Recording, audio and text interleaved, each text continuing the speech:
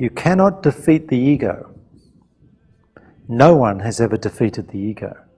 The only thing that can occur is that the ego, with all the right conditions, will voluntarily and with honour surrender. With beautiful grace, it will surrender. It will surrender unto the true master, arising from within. And the true master is you.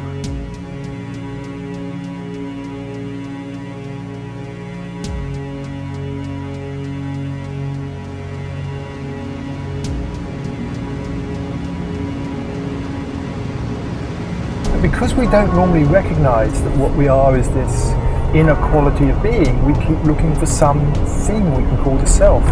And so we dress ourselves up in all these psychological clothes, things like the roles we play in life, the way people see us, the things we do, our personality, our character. But these are all images of the self. They're not the self in its true essence.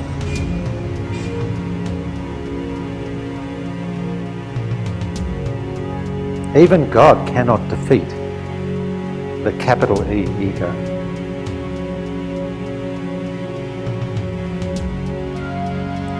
And in order to awaken, you have to really come to a deep, deep knowing, a realization, a recognition, a witnessing of who and what the ego is, why it is, how it functions, and what will it take for the ego to release you.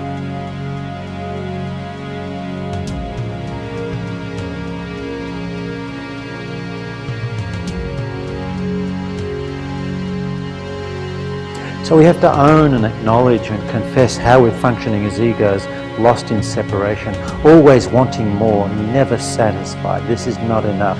More, me, mine. Now there's no judgment in this. Judgment would be of the ego also. This is just observation, witnessing who you have become. The ego knows that the true master is without judgment. The ego knows that, even though it's forgotten that it knows that. But deep down it knows that. And it knows to test you. And for the most part we all fail the test. We don't realise that judgment is just an energy passing through us. Let it pass through you. Express it, just don't believe in it. Allow it. Don't be for it or against it. It's just an energy. Let it pass through you. Own it, acknowledge it, confess it, but don't believe in it. The only thing that will bring the ego to a place of relaxation and surrender, the only thing, is the energy of love and acceptance.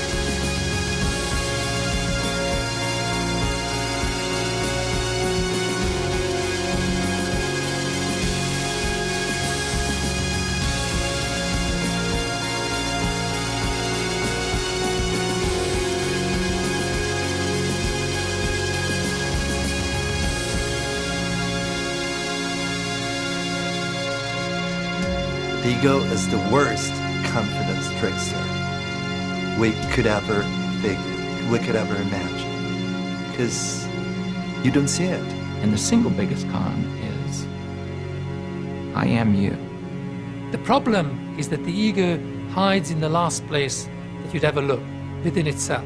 It disguises its thoughts as your thoughts, its feelings as your feelings. You think it's you. People's need to protect their own egos knows no bounds. They will lie, cheat, steal, kill, do whatever it takes to maintain what we call ego boundaries. People have no clue that they're in prison. They don't know that there is an ego. They don't know the distinction. At first, it's difficult for the mind to accept that there's something beyond itself, that there's something of greater value and greater capacity for discerning truth than itself. In religion, the ego manifests as the devil.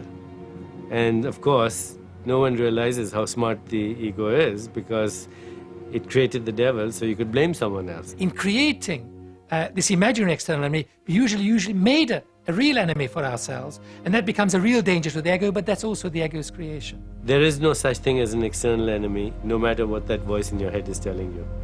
All perception of an enemy is a projection of the ego as the enemy.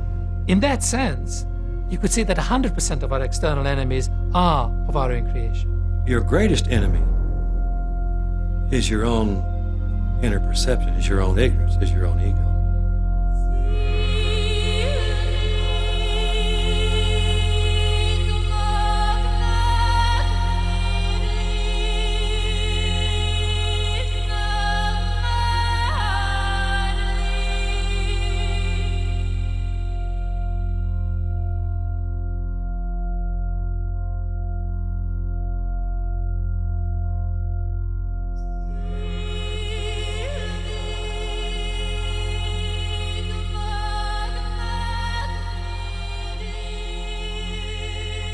The qualities that define an entity, such as yourself, is not your beautiful body or your beautiful face. It's the intangible that defines you as who you are. And because they are merely concepts of thought, they have no fertileness. We cannot see them, as it were, unless we enact them through a modus operandi that we call our human body.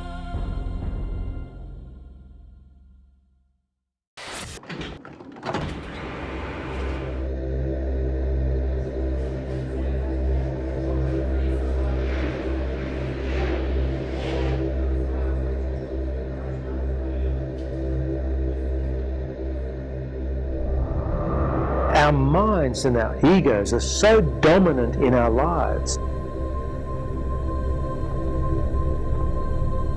that it's the mind and ego that insists on being the creator. And it doesn't realize, we don't realize, that to the extent we insist on being the creator with the mind and ego, everything we create will be out of harmony with the truth. And we will be out of harmony with the truth. And the only place it will lead is our own end. And our only hope is our awakening, our remembering who we really are.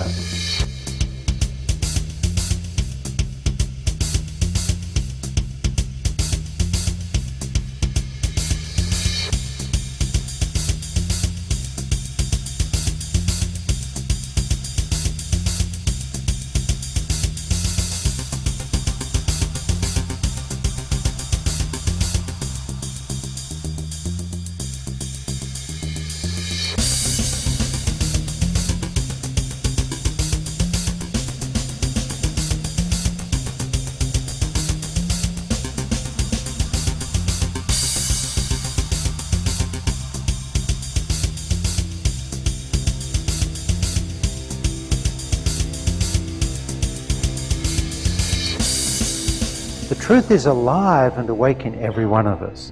When you hear the truth, if you're open and you're responsive and you're not listening with your mind, you can actually feel, I feel, the settling into presence that occurs.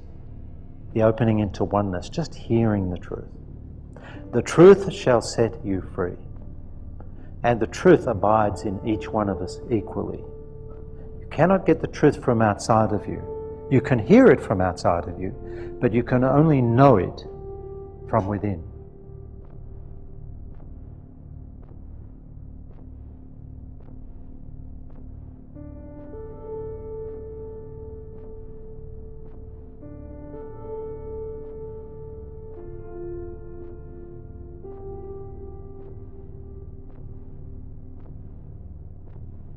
If you really pay attention, you'll discover that almost everything we do is motivated by our desire to avoid the pain of living in a world of separation.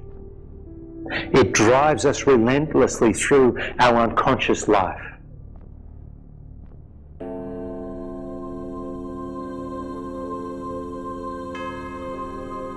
Seeking relationships, seeking acceptance, seeking approval, seeking a place where I belong, seeking success, fearing failure. Whatever it is that drives us through our life.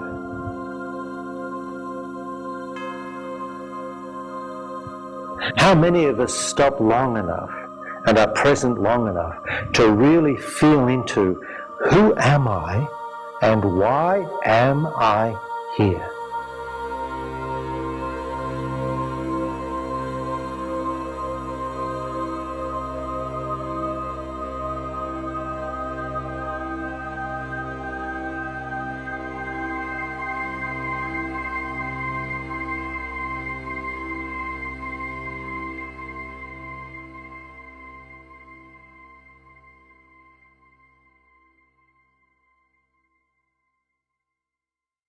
Hunab production.